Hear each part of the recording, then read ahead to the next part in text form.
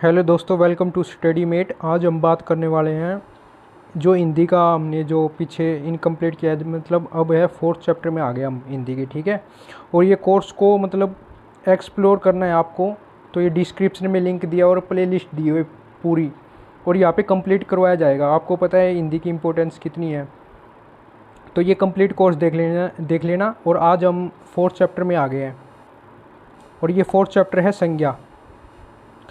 अब संज्ञा किसे कहते हैं? जैसे कि हमने पिछले अध्याय में पढ़ चुके हैं, संज्ञा विकारी होती है, अर्थात प्रसंग के अनुरूप इनके परिवर्तन आता रहता है। संज्ञा ज्ञा धातु में सम उपसर्ग लगाने से बना है, जिसका अर्थ है ठीक तरह से ज्ञान कराने वाला। संज्ञा किसी भी व्यक्ति, वस्तु, गुण, भाव या स्थिति का ज्ञान करवाती है। ठीक है, अब इसकी परिभाषा क्या है? संज्ञा की परिभाषा, संज्ञा के किसी भी प्राणी, वस्तु, स्थान, जाति, भाव या दशा आदि के नाम को क्या कहते हैं? संज्ञा कहते हैं। अब जैसे भारत एक विकासशील देश है, गंगा एक पवित्र नदी है। अब ये क्या है कि किसी भी प्राणी, वस्तु, स्थान, जाति, भाव या दशा आदि के नाम को, अब यहाँ पे क्या है, ये गंगा नाम है। ठीक है, और ये है मोहन, ये भी नाम हो गया। ये क्या है? त्यौहार हमारे घर डैश लाते, ये खुशियाँ लाते। क्रिकेट भारत का लोकप्रिय खेल है। ये क्या है? सब संज्ञा के उदाहरण है।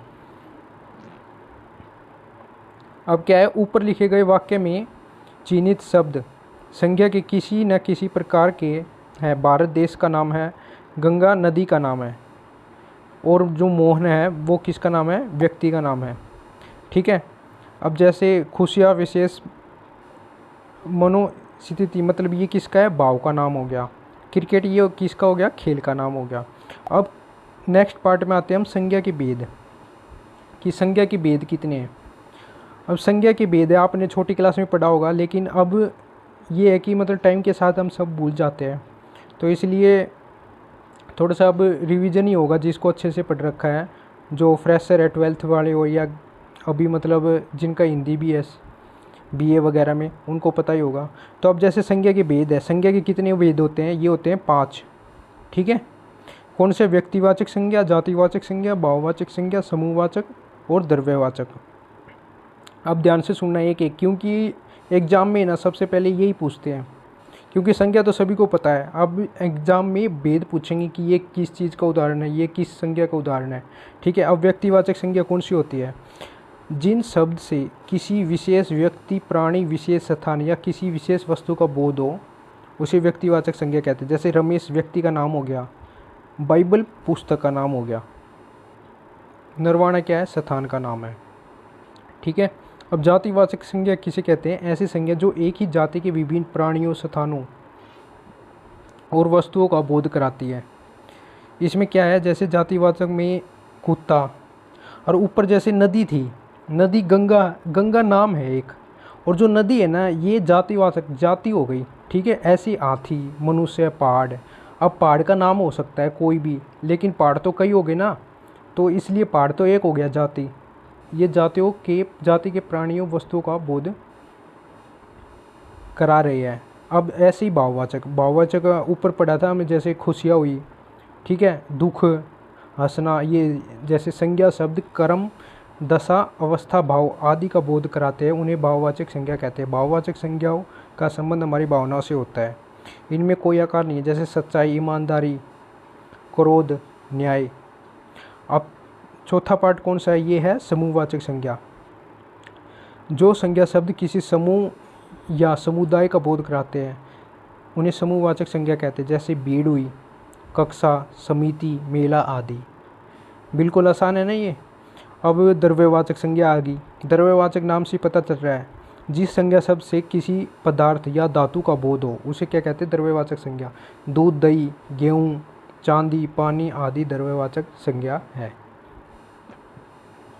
अब आगे देखो, इनको फर्दर मतलब डिवाइड किया है। व्यक्तिवाचक संज्ञा का जातिवाचक संज्ञा के रूप में प्रयोग कैसे होता है? जो व्यक्तिवाचक संज्ञा है उसको जातिवाचक संज्ञा के रूप में कैसे करते हैं? अब ध्यान से देखना। कभी कभी व्यक्तिवाचक संज्ञा ऐसे व्यक्तियों की ओर इशारा करती है जो समाज में अपने विशेष गुणों के कारण प्रचलित है व्यक्तियों का नाम लेते समय वे गुण हमारे मस्तिष्क में उभर जाते हैं। जैसे हरिश्चंद्र है, सत्यवादी थे। अर्जुन महान धनुर्धर थे।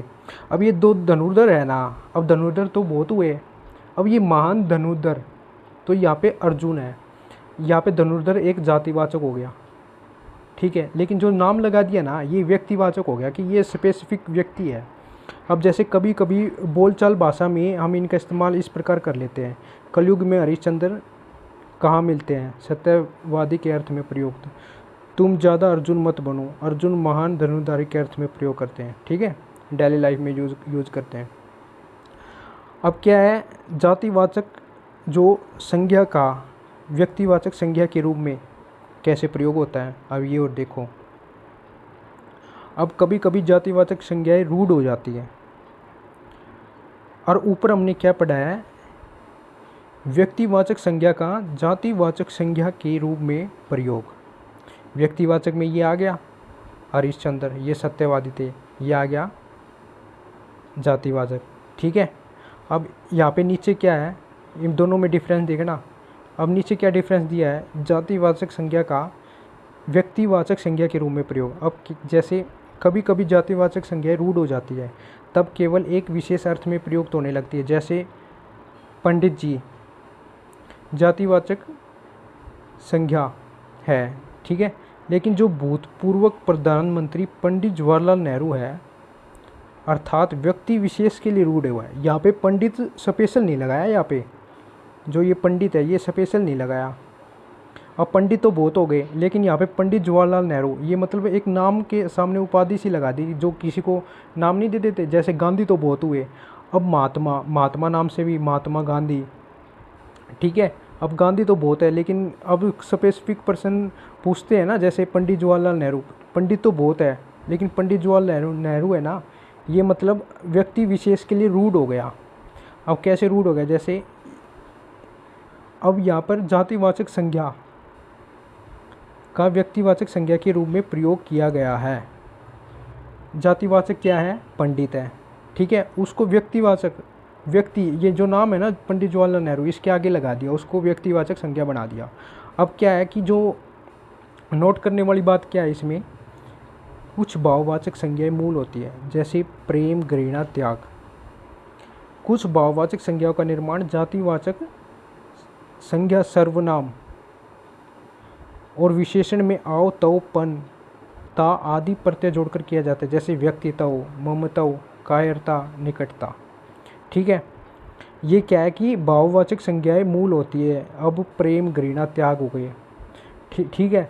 अब इनको भाववाचक संज्ञा का निर्माण हो गया। अब जातिवाचक संज्ञा, इनमें क्या है कि जातिवाचक संज्ञा में कैसे है और विशेषण में कैसे हमने बदलाव किया, आओ, तव, पन लगा के।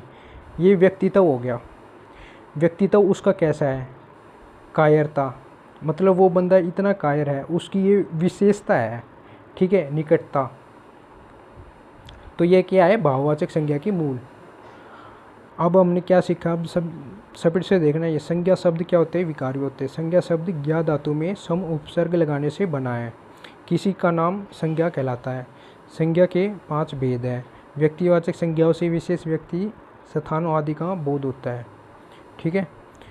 भाववाचक संज्ञाओं के निर्माण के लिए संज्ञा सर्वनाम में प्रत्यय लगाया जाता है। कभी कभी व्यक्तिवाचक संज्ञा का जातिवाचक संज्ञा के रूप में प्रयोग किया जाता है।